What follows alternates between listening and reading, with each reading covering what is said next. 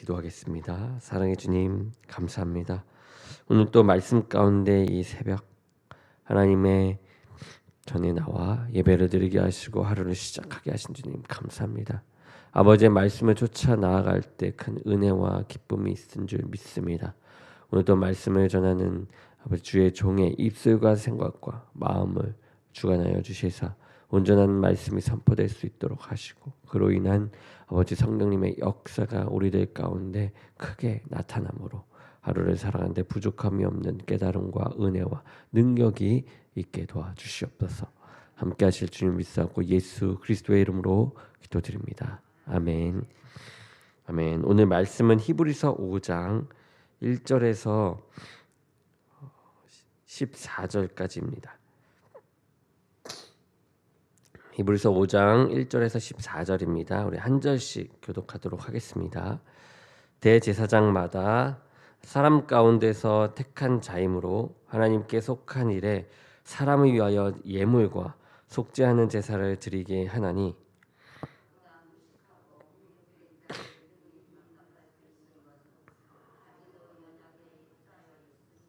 그러므로 백성을 위하여 속죄제를 드림과 같이 또한 자신을 위하여도 드리는 것이 마땅하니라.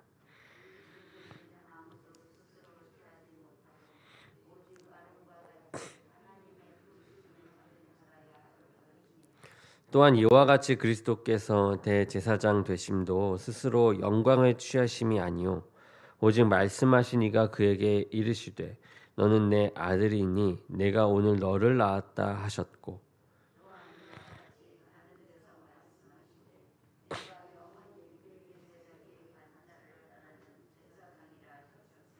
그는 육체에 계실 때에 자기를 죽음에서 능히 구원하실 이에게 심한 통곡과 눈물로 간구와 소원을 올렸고 그의 경건하심으로 말미암아 들으심을 얻었느니라.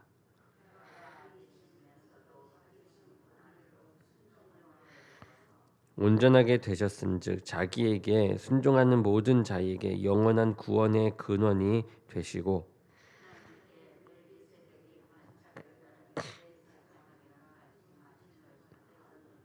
멜기세덱에 관하여는 우리가 말할 말이 많으나 너희가 듣는 것이 두나무로 설명하기 어려우니라.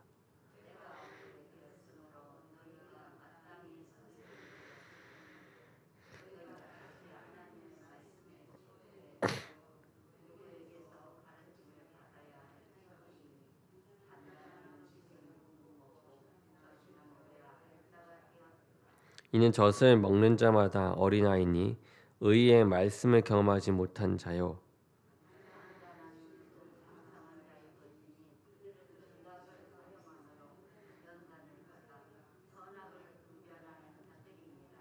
아멘. 아멘.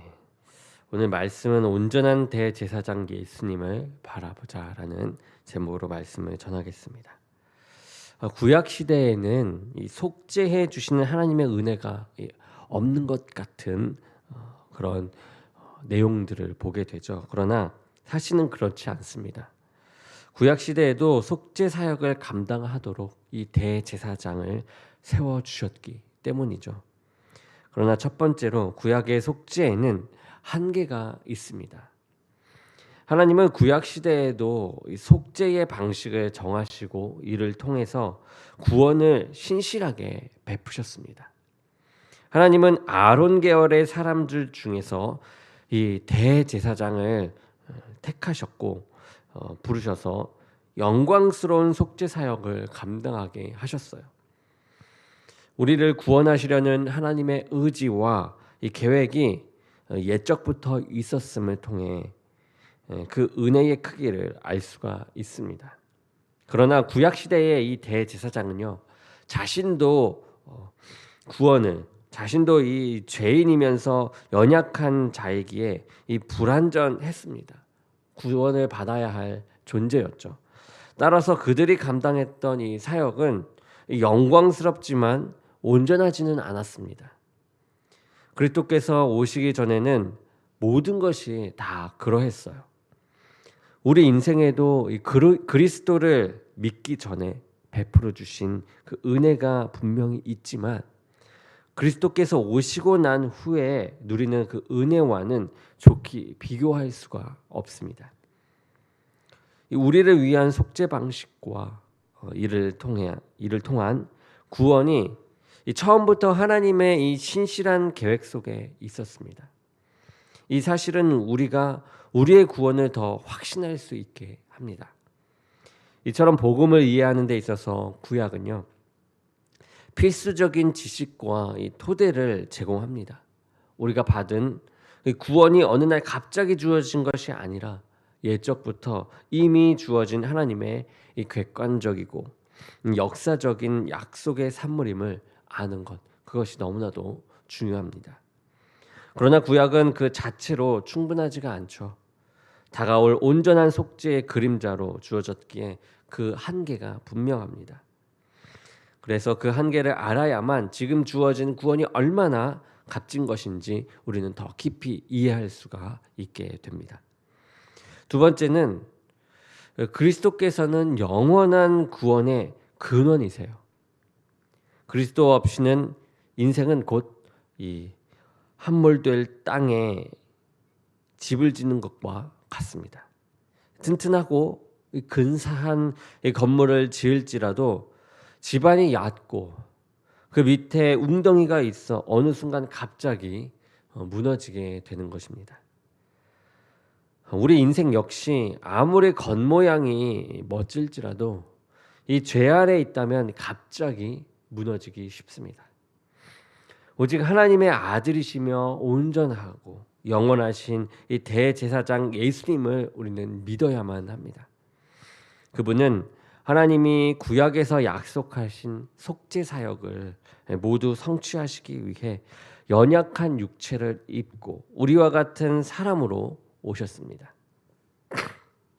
그리고 하나님의 뜻을 끝까지 온전하게 순종하셨습니다. 우리가 영원한 구원을 확신할 수 있는 것은 인간으로서 예수님이 이루신 의와 경건 때문입니다. 또한 그분이 하나님의 아들로서 이 멜기세덱의 반차를 따르는 영원한 대제사장이시기 때문입니다. 믿음의 여정 가운데 우리는 흔들리거나 영적 침체를 맞을 수가 있습니다. 그때 우리의 온전한 대제사장이신 주님을 우리는 생각해야만 합니다. 우리가 신뢰하는 분은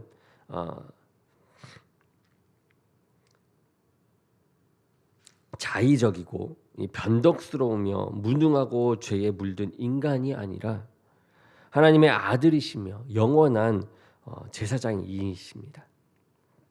그분은 우리와 같은 사람으로 연약한 육체를 입으셨지만 하나님의 뜻을 끝까지 온전하게 순종하셨죠. 그분의 온전한 인격과 이 신성과 경건은 우리의 구원에 대한 확실한 근거가 됩니다. 우리가 감당하지 못할 이 죄악의 삭슬 그분이 대신 치르시고 우리가 행해야 할 그 의를 다 행하셨기 때문이죠. 세 번째는 장성한 자로서 가르치는 일을 감당해야만 합니다. 주님을 알아가는데 무지하면 영적 성장이 더디게 됩니다.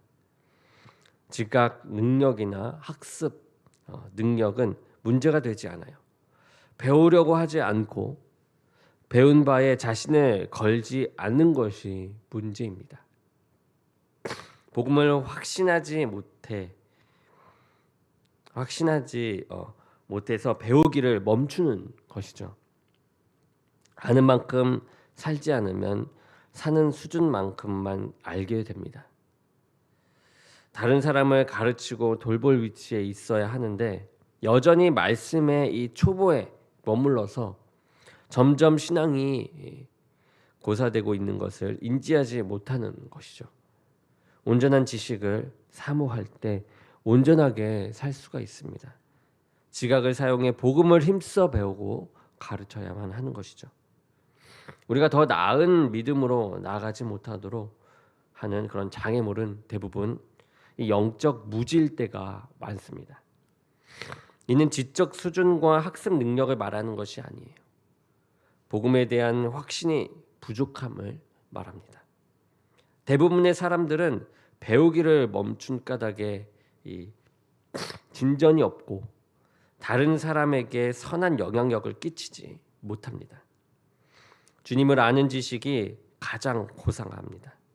이를 아는 사람은 배우기를 멈추지 않습니다. 주님을 인격적으로 알아가는 사람의 삶에는 반드시 열매가 나타나기 마련이죠. 온전한 지식이 없으면 온전한 이 삶을 기대하기도 어렵습니다. 지각을 사용해 힘써 복음을 배워 나가기 원합니다. 성경에 나와 있는 주님의 이 은혜의 경륜을 묵상하시기 바래요.